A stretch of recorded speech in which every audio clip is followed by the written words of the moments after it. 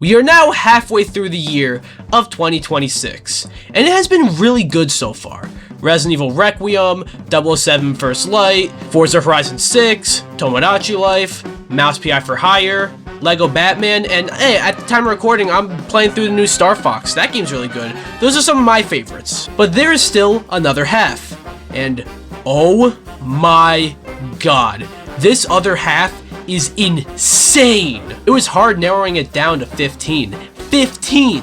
I managed to do it, but man, it was hard.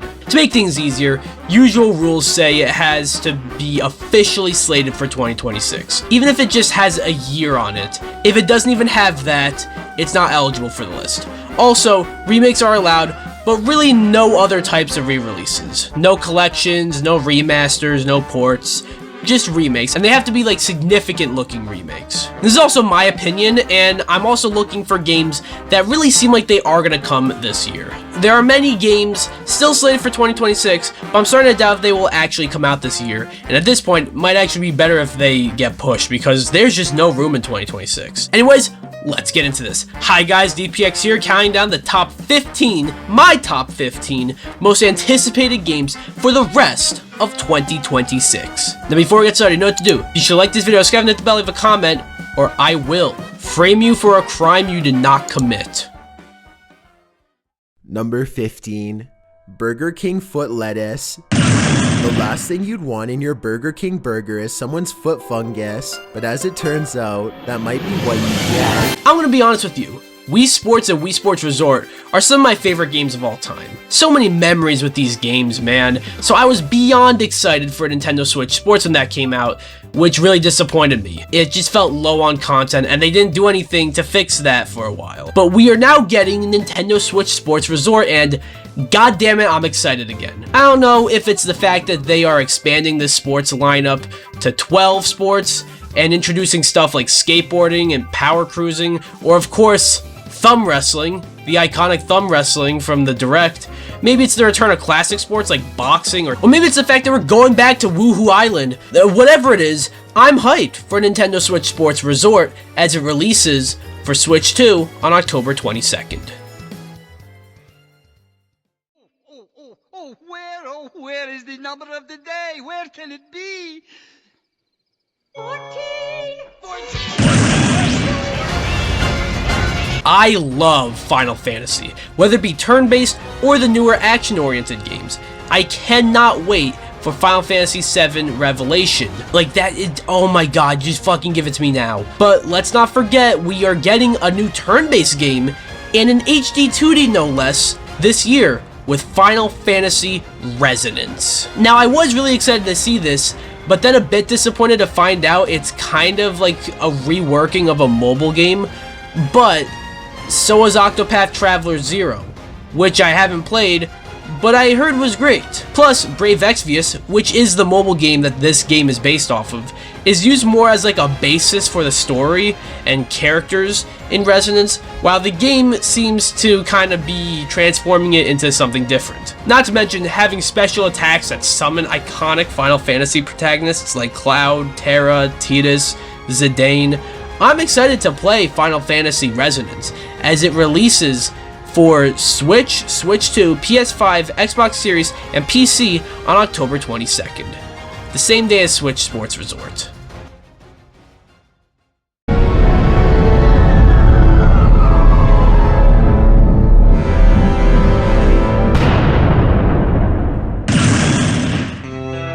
If you were to tell me just a few short years ago that Silent Hill would come back and be an annual series, I wouldn't believe you. But in 2024, we got Silent Hill 2 Remake. In 2025, we got Silent Hill F. And in 2026, we're getting Silent Hill Townfall. I actually like what they are doing here. A new setting for Silent Hill is something that F did, but Townfall looks more in line with the series. Not to mention, it's in first person, something rather new for the franchise. And when Resident Evil first did it, it was really, really well done. So I'm really interested to see how Silent Hill is going to do it. Plus, the game being done by Annapurna makes this even more intriguing. I'm looking forward to Silent Hill Townfall as it releases for PS5 and PC on September 24th.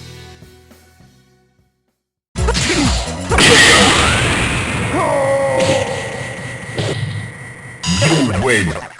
Alright, that's cool. I have a soft spot for the Plague Tale series. It's two banger games with great stories and really solid stealth gameplay. What I was not expecting was a prequel, but that's what we're getting with Resonance: A Plague Tale Legacy.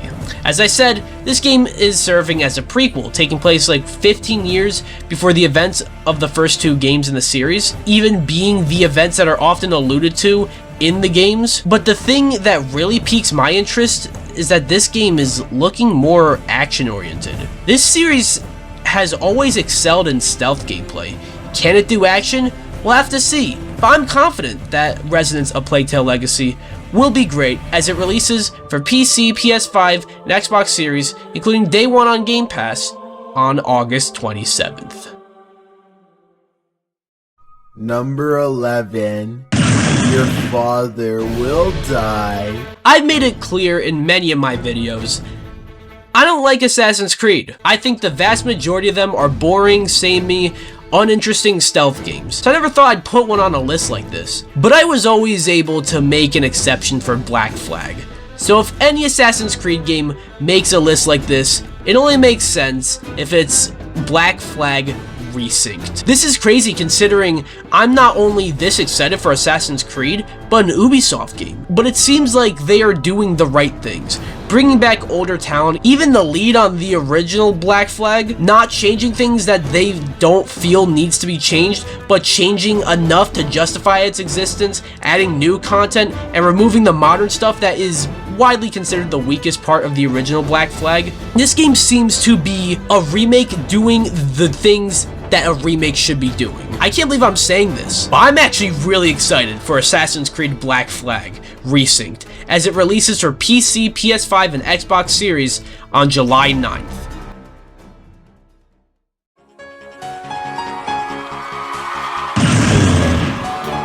Somehow, someway, Ubisoft makes it onto my list not once, but twice, with another remake of a game from 2013. And that's Rayman Legends Retold. I will admit, it is a little disappointing having the first Rayman game in 13 years be a remake of the last game, and when I heard this was gonna be a 3D remake of Legends, this isn't quite what I had in mind, but either way, this still looks amazing. It looks like it's got the fantastic platforming of the original Rayman Legends, which I believe is one of the greatest platformers of all time, 2D or 3D, but also adding some new 3D levels, which look like a lot of fun, not to mention Grant Kirkhope coming in to compose the music for those levels, and as an added bonus, an enhanced version of Rayman Origins is included. Did you guys even know about that? I'm hyped to finally play somewhat of a new Rayman game, as Rayman Legends Retold releases for PC, PS5, Xbox Series, and Switch 2 on October 1st.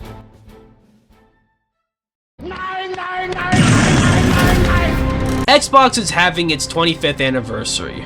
They are also in a state of disarray and kind of a mess, but one thing is certain, Gears of War E-Day is looking amazing. This game isn't necessarily Gears 6, but it's actually a prequel, as the title implies, Emergence Day. Basically the events that lead to the start of the series.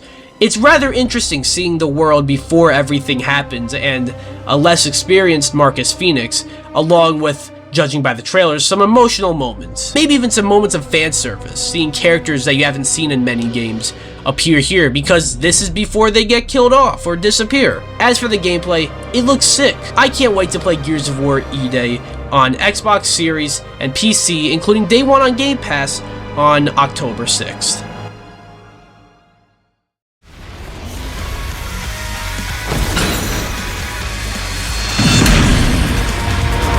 This is kind of a stacked year for fighting games, like sort of low-key.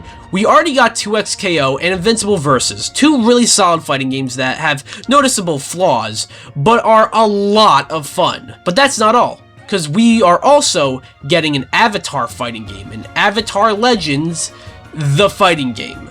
Terrible name for a game, but either way, this is shaping up to be great, with a small but solid roster of characters throughout Avatar: The Last Airbender and The Legend of Korra. But either way, the gameplay looks sick, the roster looks solid, and as a bonus, pre-ordering the game lets you vote on DLC characters? How cool is that? I'm excited to play Avatar Legends the fighting game for PC, PS5, Xbox Series, Switch, and Switch 2 on July 23rd. 36. Very close, but that's not it. Let's go to Gary the Retard. What number between 2 and 4? 7. Capcom are on a roll. I mean, this year alone, they put out what is so far my game of the year in Resident Evil Requiem, along with Pragmata, which I have yet to play, but here is great. And next year, they got Resident Evil Veronica and fucking Mega Man Dual Override. How epic is that? But in between all that, the 2 games from this year and the 2 games from next year, they'll be bringing back Onimusha with Onimusha Way of the Sword. This game looks amazing, having excellent looking combat and visuals and an interesting story. It's a rare Onimusha where you play as not Samanosuke, but as Miyamoto Musashi, and seems to be mixing together a dark and serious tone with some humor. You know, we've gotten a lot of trailers, some are dark and serious, some are more like jokey. I'm interested to see how it turns out, see how they balance that. But that combat looks crazy. I haven't played the demo yet though, so yeah. But either way, I'm hyped to play Onimusha Way of the Sword as it releases for PC, PS5, Xbox Series, and Switch 2 on September 25th, the day after Silent Hill. Okay, Mrs. Puff, what's my final score? 6. Woo! I'm gonna be honest, I didn't love Control when it came out, but I did love Alan Wake 2. I still think about that game every now and then, and just the things it was able to do on a technical aspect. Which means I am very excited to see what Remedy does next, and that is Control Resonant. One thing Remedy does really well is their atmosphere and aesthetic, and if it's not horror, maybe horror elements, which all seem present in Control Resonant. The main thing I'm curious about though is the combat, as yes, Control Resonant is looking like a hack and slash, which is not something I expected from Remedy. It's not what they're known for, like at all, but I believe in them. I'm also excited to find out more about Dylan and his story. I'm very excited to play Control Resonant, which, little side note, have you noticed it's the 3rd game on this list with the word resonant or resonance in the title? That's weird. But regardless, I'm excited to play it as it releases for PC, PS5, and Xbox Series on September 24th, the same day as Silent Hill and the day before Onimusha. God damn it, September. Chills. Literal chills. It was number 5. Number 5 killed my brother. Oh my god, I forgot about that part. I mentioned Avatar earlier, and I'm excited for that. But that's not the last fighting game releasing this year. We also have a new Marvel 4v4 tag fighting game being developed by Arc System Works. Still sounds crazy to me, and that's Marvel Tokon Fighting Souls. This game just looks amazing. Fast and flashy, chaotic tag action, but it's also worth noting that when I first did this list at the beginning of the year, we didn't have anything other than the initial reveal. But since then, we've seen a lot of gameplay, and more importantly, more characters, from obvious shoo-ins like Wolverine, Black Panther, Magneto, and Hulk, to some fan favorites like Magic and Carnage, to some less obvious characters like Danger and Penny Parker. I like that they're not going with the obvious ones. Every character looks sick, every team combination seems like they have some sort of name which shows a great attention to detail, and yes, I'm hyped for Marvel Tokon Fighting Souls, as it releases for PC and PS5 on August 6th.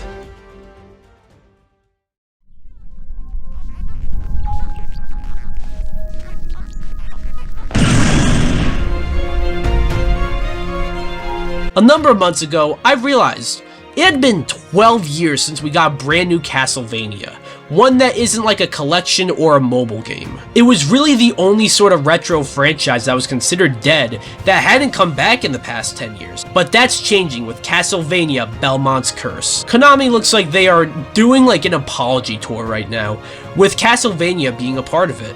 I haven't played the Castlevania expansion for Dead Cells, but it seems like that was enough of a hit for Konami to hire the Dead Cells team to make this, which I think was the right call. Even though it's not a roguelike, which I also thought was the right call. It seems like they know the vibe and the sort of aesthetic that works for Castlevania. Plus, Dead Cells is a Metroidvania.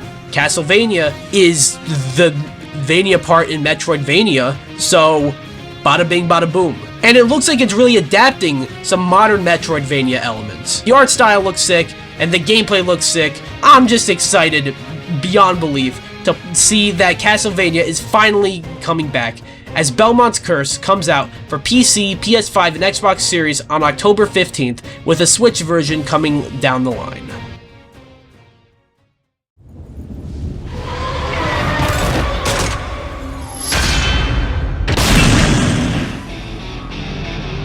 I think it's safe to say that Insomniac may have been Sony's best acquisition. Say what you want about the quality of their games. I personally love them, but maybe not everyone does.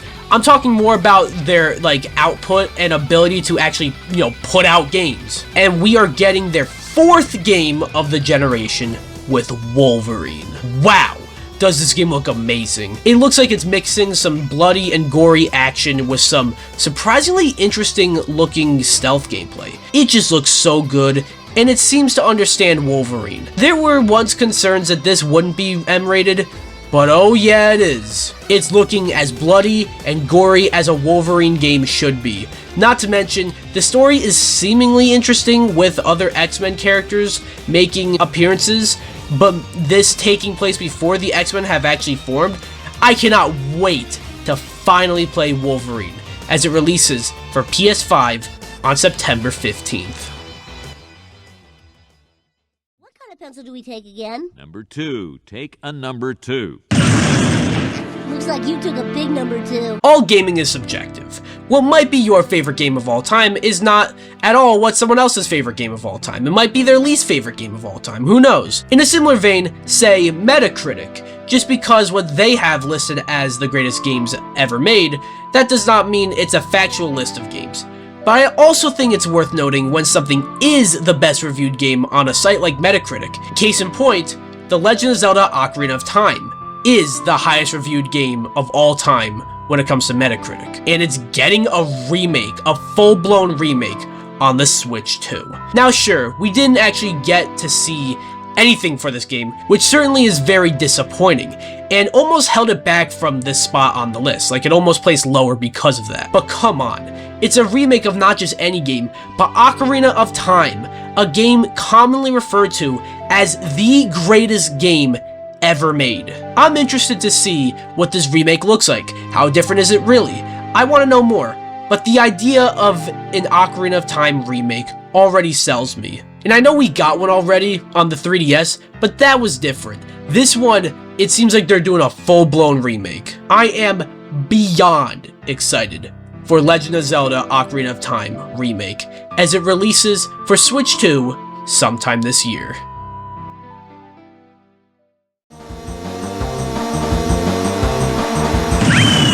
I'm Luigi, number 1.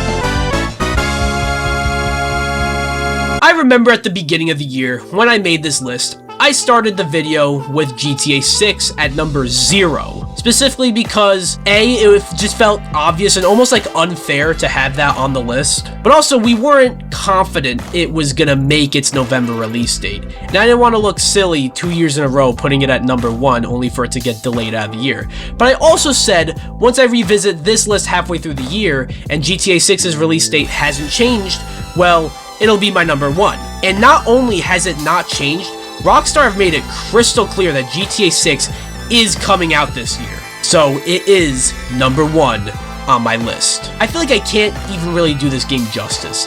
The hype for Grand Theft Auto 6 really does speak for itself. No other game has as big of a budget as GTA 6. No other game has been in development for as long as GTA 6.